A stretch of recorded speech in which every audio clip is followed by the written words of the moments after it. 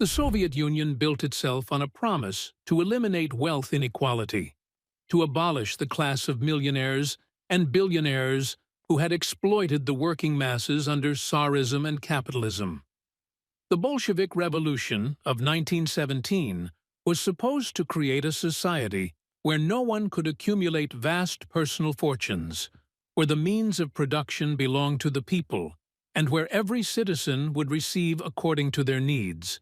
Yet beneath the surface of this egalitarian ideology, behind the propaganda posters and the rhetoric of workers' paradise, a different reality took shape. In a system that officially banned private wealth, certain individuals managed to accumulate fortunes that would make them millionaires by any standard. The question is not whether millionaires existed in the Soviet Union, but rather who they were, how they accumulated their wealth, and what their existence revealed about the fundamental contradictions within the socialist system. To understand who could become wealthy in the USSR, we must first understand what wealth meant in a society without private property. The Soviet Constitution of 1936, often called the Stalin Constitution, explicitly stated that personal property was protected, but the means of production belonged to the state. This created a peculiar situation where official income was tightly controlled and relatively equal across professions. Yet access to goods, services, and privileges created vast disparities in actual living standards. A factory director might earn only 3 or 4 times the salary of a worker on paper, but his access to special stores, vacation homes, personal vehicles, and imported goods made his real standard of living incomparably higher. The Soviet system created what sociologists would later call a hierarchy of access rather than a hierarchy of wealth. But this distinction was largely semantic for those who lived through it. The first category of Soviet millionaires emerged almost immediately after the revolution, during the period known as the New Economic Policy, or NEP, which lasted from 1921 to 1928. After the devastation of World War I, the Russian Civil War, and the failed policies of war communism, Lenin made a pragmatic decision to temporarily allow limited private enterprise. Small businesses, restaurants, shops, and trading operations were permitted to operate for profit. The individuals who took advantage of this brief window became known as nepmen, and some of them accumulated substantial fortunes in a remarkably short time.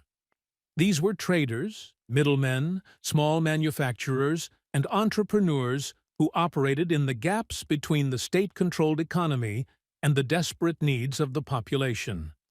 In Moscow and Leningrad, nepmen opened restaurants with orchestras, wore expensive suits, and flaunted their wealth in ways that shocked and scandalized true believers in communist ideology. By 1926, there were approximately 1 million private traders operating in the Soviet Union, and while most operated on a small scale, a significant number had accumulated wealth equivalent to millions of rubles. The NEP men represented everything the Bolsheviks claimed to oppose, yet they were tolerated because they served a purpose. They kept goods flowing, they prevented total economic collapse, and they gave the Soviet government time to consolidate power and rebuild industrial capacity. But their days were numbered. When Stalin consolidated his control in the late 1920s and launched the first 5-year plan in 1928, the NEP was abandoned and private enterprise was systematically eliminated. The NEP men were dispossessed, arrested, exiled, or forced to flee abroad. Their brief moment of prosperity ended in purges and prison camps. The lesson was clear. In the Soviet Union, wealth accumulated through private enterprise was not just discouraged, but existentially dangerous. If you wanted to be rich in Stalin's Russia, you needed to find another path. That path led through the state itself. As private wealth became impossible, a new elite emerged based not on ownership, but on position within the party and state apparatus. This group, which became known as the nomenklatura, represented the true ruling class of the Soviet Union. The term nomenklatura originally referred to a list of positions that could only be filled with party approval, but it came to describe the entire class of officials, administrators, factory directors, regional party secretaries, and high-ranking bureaucrats who controlled Soviet society. By the 1950s, this group numbered approximately 3 million people, and they enjoyed privileges that set them apart from ordinary citizens as dramatically as any capitalist elite. The nomenklatura did not become millionaires in the conventional sense of accumulating liquid assets or bank accounts filled with cash. Their wealth took different forms. They had access to special stores called specjalnie rozpredeliteli, where Western goods, quality foods, and luxury items unavailable to ordinary citizens could be purchased at subsidized prices. They lived in apartments that were larger, better located, and better maintained than standard Soviet housing.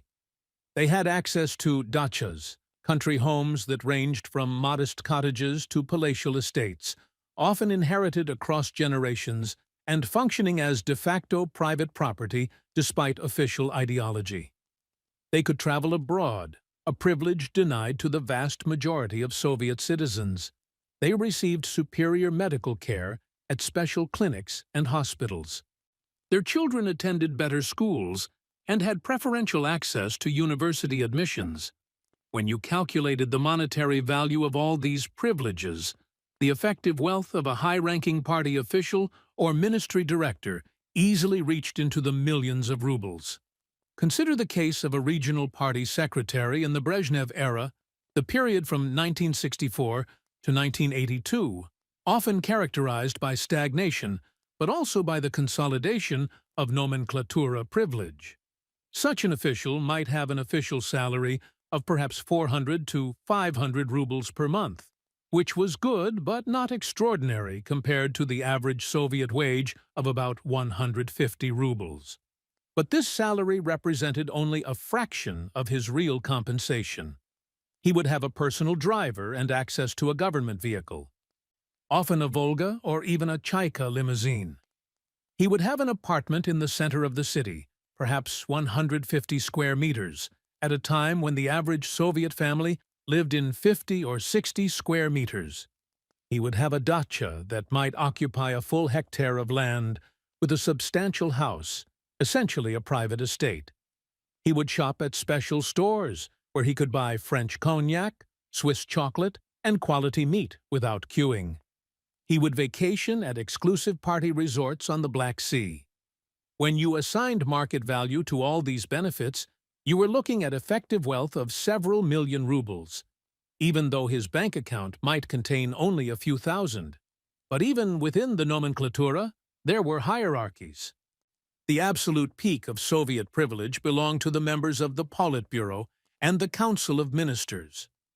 These individuals lived in a world completely removed from ordinary Soviet life. They resided in compounds like the famous elite housing on Kutuzovsky Prospect in Moscow, where apartments could span multiple floors with imported furniture and fixtures. They had access to the Kremlin Clinic, which provided medical care equivalent to the best Western hospitals. They shopped at store number 2 on Granovskogo Street, where virtually any Western product could be obtained. They hunted at exclusive reserves like Zavidovo, where Brezhnev himself maintained a hunting lodge. Their children studied at MGIMO, the Moscow State Institute of International Relations, which served as a finishing school for the Soviet elite and a pathway to diplomatic careers abroad. The lifestyle of a Politburo member was indistinguishable from that of a millionaire anywhere in the world, even if the mechanisms of wealth were different. Yet there was another category of Soviet citizens who could accumulate actual liquid wealth, and these were the cultural elite, writers, artists, composers, and performers who achieved official recognition. The Soviet system maintained a complex relationship with its cultural figures. On one hand, They were expected to serve the state and produce work that reinforced socialist ideology. On the other hand, successful cultural figures could earn substantial royalties and fees, and some became genuinely wealthy. The key was achieving official approval while also producing work that resonated with audiences. Take the example of Mikhail Sholokhov, author of And Quiet Flows the Don, and winner of the Nobel Prize in Literature in 1965. Sholokhov was a loyal Soviet writer whose work celebrated Cossack life and the revolutionary period in ways that aligned with official ideology. His books sold millions of copies, and he received royalties that made him one of the wealthiest individuals in the Soviet Union. He lived in a large house in the village of Veshenskaya, employed servants, and enjoyed a lifestyle that would have been impossible for an ordinary collective farmer. When he won the Nobel Prize, he received a cash award of approximately 273,000 Swedish kroner, equivalent to roughly $50,000 at the time, which he was allowed to keep. Sholokhov's wealth was entirely legal and celebrated by the state because it came from producing culture that served Soviet purposes. Similarly, composers like Dmitri Shostakovich and Aram Khachaturian earned substantial incomes from their work. Shostakovich's symphonies and film scores generated royalties both domestically and internationally. Despite his complicated relationship with the Soviet authorities and the persecution he faced during various campaigns, he accumulated significant wealth by Soviet standards. When he died in 1975, his estate included a Moscow apartment, a dacha, substantial savings, and ongoing royalty streams. The same was true for popular Soviet performers. Alla Pugacheva, who became the Soviet Union's most famous pop singer in the 1970s and 80s, earned enormous sums from concerts, recordings, and television appearances. While exact figures are difficult to verify, it is widely believed that Pugacheva's income in the early 1980s reached hundreds of thousands of rubles per year, making her one of the highest-earning individuals in the country. Athletes represented another category of potential wealth, though with significant complications. Soviet athletes were officially amateurs, in keeping with Olympic regulations of the time, but successful athletes received substantial state support and rewards. Olympic gold medalists received cash bonuses, apartments, cars, and ongoing stipends. World record holders in sports like weightlifting, gymnastics, and ice hockey became national heroes with access to privileges similar to those of mid-level party officials. The legendary hockey player Valery Kharlamov, who starred for CSKA Moscow and the Soviet national team in the 1970s, lived in a comfortable Moscow apartment, drove a Volga, and had access to goods and services unavailable to ordinary citizens. While not millionaires in the strict sense, elite athletes enjoyed a standard of living that placed them well above the Soviet average. But beyond these official channels, there existed an entire shadow economy where real fortunes could be made, though at enormous risk. The Soviet Union's command economy created chronic shortages and inefficiencies that underground entrepreneurs learned to exploit. These individuals, operating in the gray and black markets, became known as tsekoviki, referring to the illegal workshops, or tsekki, where they manufactured goods. The tsekoviki operated clandestine factories, producing everything from denim jeans to spare auto parts, from cosmetics to furniture. They bribed officials to obtain raw materials, paid off police to avoid raids, and sold their products through networks of market traders and corrupt store managers. The most successful tsekoviki accumulated wealth that genuinely qualified as millions of rubles, though they lived in constant danger of arrest. The case of Yan Rokotov illustrates both the potential and the peril of underground wealth in the Soviet Union. Rokotov was a black market currency trader who operated in Moscow in the late 1950s and early 1960s. He specialized in buying foreign currency from tourists and diplomats at rates far above the official exchange rate, then selling it to Soviet citizens who needed hard currency for travel or to purchase imported goods. Rokotov worked with accomplices including Vladislav Fibyshenko and Dmitry Yakovlev, and together they moved enormous sums. When they were arrested in 1961, investigators discovered that Rokotov had accumulated wealth equivalent to several million rubles. The Soviet authorities were so alarmed by the scale of his operation that they applied retroactive capital punishment laws, and Rokotov and Fibyshenko were executed by firing squad in 1961, despite their crimes having been committed before the death penalty for economic crimes was instituted. The case sent a chilling message. You could become a millionaire in the Soviet Union through black market activity, but the state might kill you for it. The Tsekoviki networks were particularly developed in certain republics, especially Georgia, Armenia, and Central Asia, where the command economy's grip was somewhat looser, and traditional commercial cultures persisted. In Georgia, underground millionaires operated with a degree of openness that would have been impossible in Russia. They manufactured clothing, produced consumer goods, and ran elaborate networks of bribery that extended from local police to republic-level officials. Some Georgian Tsekoviki lived in large houses with swimming pools, drove imported cars obtained through elaborate schemes, and sent their children to study abroad. The most famous case involved the Uzbek cotton scandal of the 1980s, where Sharof Rashidov, the first secretary of the Communist Party of Uzbekistan, oversaw a massive fraud scheme. Officials reported inflated cotton production figures for years, pocketing the difference between actual and reported output. When the scheme was finally uncovered, after Rashidov's death in 1983, investigators discovered that billions of rubles had been stolen, and that numerous officials had become millionaires through the fraud. The scandal reached all the way to Moscow, implicating Brezhnev's son-in-law, Yuri Churbanov, who was eventually convicted and imprisoned. There was also a category of Soviet citizens who accumulated wealth through their positions in foreign trade organizations. The Ministry of Foreign Trade controlled all imports and exports, and officials in this ministry had opportunities for enrichment that were extraordinary, even by nomenclatura standards. They traveled abroad regularly, had access to hard currency, and could arrange deals that generated substantial kickbacks.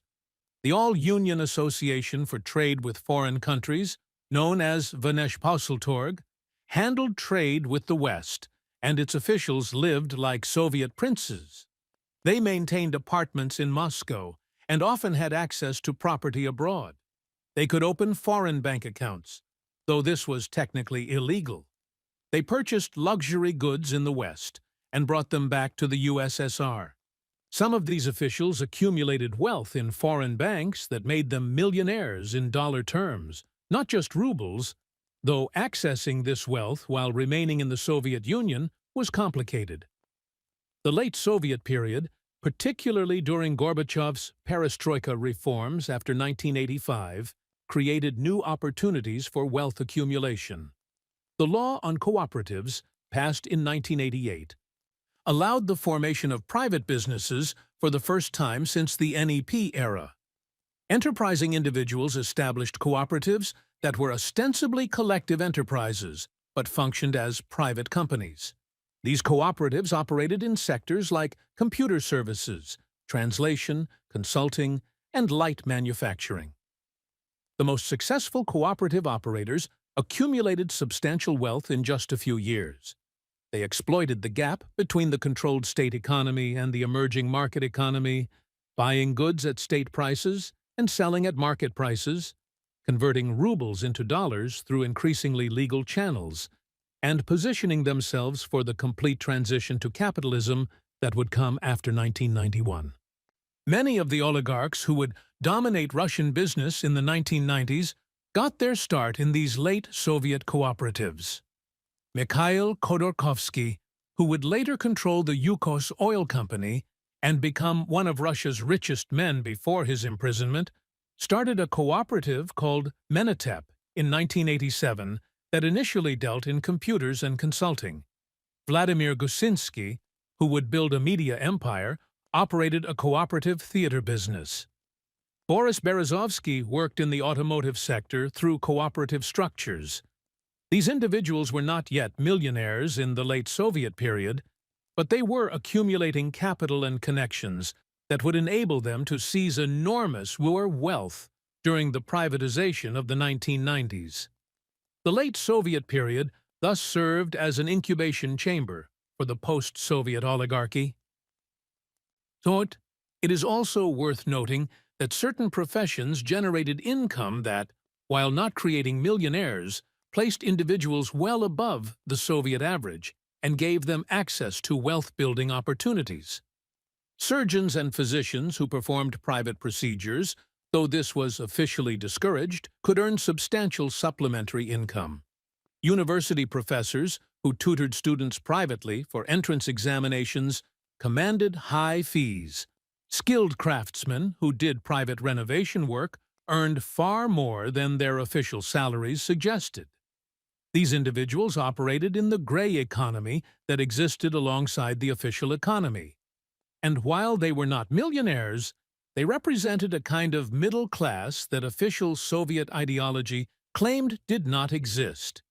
The existence of millionaires in the Soviet Union, whether measured in privileges, access, or actual accumulated wealth, reveals fundamental contradictions in the socialist system. The ideology claimed to have eliminated class distinctions and created an egalitarian society, yet it generated new forms of inequality that were in some ways more rigid than those in capitalist societies. In the West, at least in theory, anyone could become wealthy through entrepreneurship or talent. In the Soviet Union, wealth was primarily accessible through political position, which required party membership, ideological conformity, and often family connections. The system that claimed to represent workers created a new ruling class that was largely hereditary. The children of nomenklatura officials became nomenklatura officials themselves. The children of workers remained workers. Social mobility existed but was limited and often required exceptional talent combined with political reliability. Moreover, the Soviet system of privilege without property created perverse incentives. Because wealth could not be openly accumulated or legally passed to heirs, officials focused on maximizing their current consumption and their access to privileges.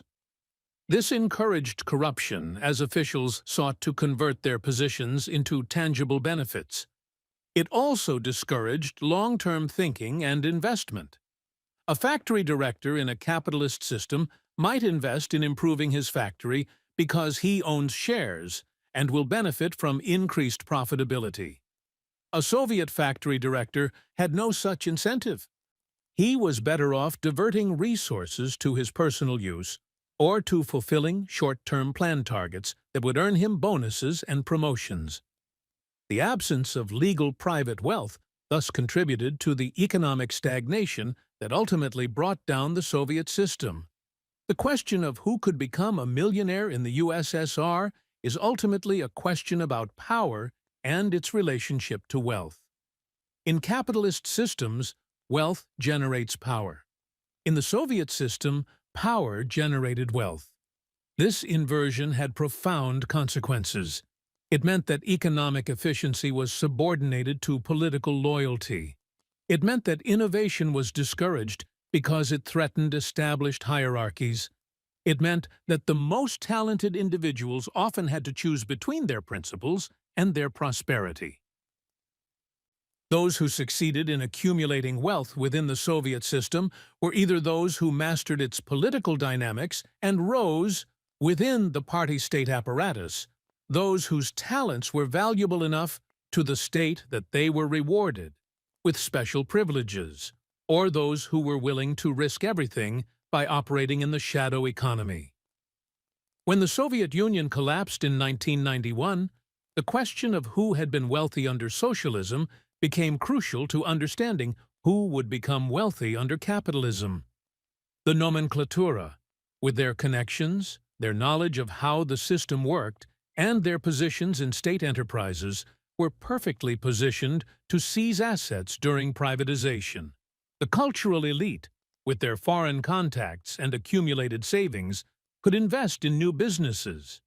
The Tsekhoviki, with their entrepreneurial experience and capital, could emerge from the shadows and operate openly. The late Soviet cooperative operators, with their nascent business structures, could expand rapidly. The result was that many of those who had been millionaires in privilege under socialism became millionaires in wealth under capitalism, while the vast majority of ordinary Soviet citizens who had been promised equality under socialism found themselves economically marginalized under capitalism. The legacy of Soviet millionaires thus extends far beyond the Soviet period itself.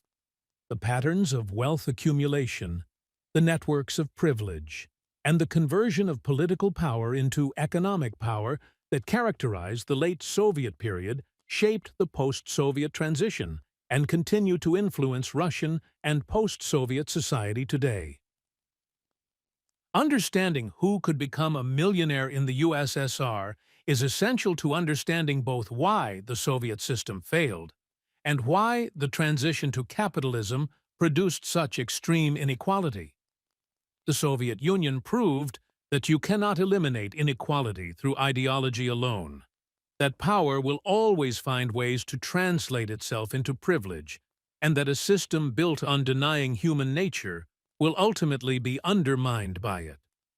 The millionaires of the Soviet Union, whether they were party secretaries with their dachas, black marketeers with their hidden wealth, or writers with their royalties, were living proof that the classless society remained an unrealized dream, and perhaps an unrealizable one.